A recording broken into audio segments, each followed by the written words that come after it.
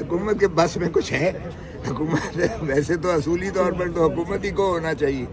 Jail manual کے مطابق تو جیل سپرنٹینڈنٹ کو ہونا چاہیے یا اس کی ہائر ہائرکی میں صوبائی حکومت کے تابع آتا ہے، لیکن صوبائی حکومت بھی بے بس ہے، حتیٰ کہ چیف ایگزیکٹو آف پاکستان وزیر اعظم بھی کہتا ہے کہ میں پوچھ کے بتاؤں گا۔ تو آپ کو بھی پتا ہے کہ اللہ نہ کرے کہ عمران خان صاحب کو کچھ ہو جائے، اگر کچھ ہو جاتا ہے تو ذمہ دار کون ہوگا؟ ذمہ دار یہی ہوں گے جو حکومت ہے اور جو حکمران ٹولہ ہے اور جنہوں نے جیل بھی کسی اور کے تسلط میں دی ہوئی ہے، پھر وہی جواب دیں گے۔ اسٹیبلشمنٹ کو ذمہ دار سمجھتے ہیں؟ بالکل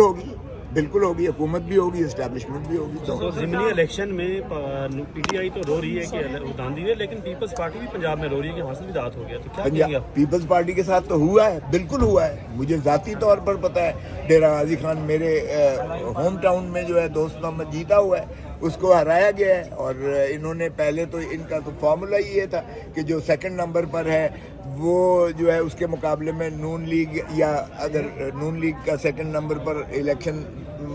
فروری 2024 میں آیا ہے تو پیپلز پارٹی نہیں کھڑا کرے گی اس کے مقابلے میں۔ پہلا تو یہ انہوں نے وائلیشن کی، دوست محمد نمبر 2 تھا اس وقت، یہ جو ہے اب اس وقت جو ہے دوست محمد جیتا ہوا ہے، جیتے ہوئے کو پھر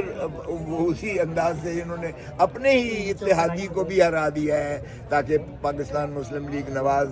جو ہے وہ بغیر آسرے کے، بغیر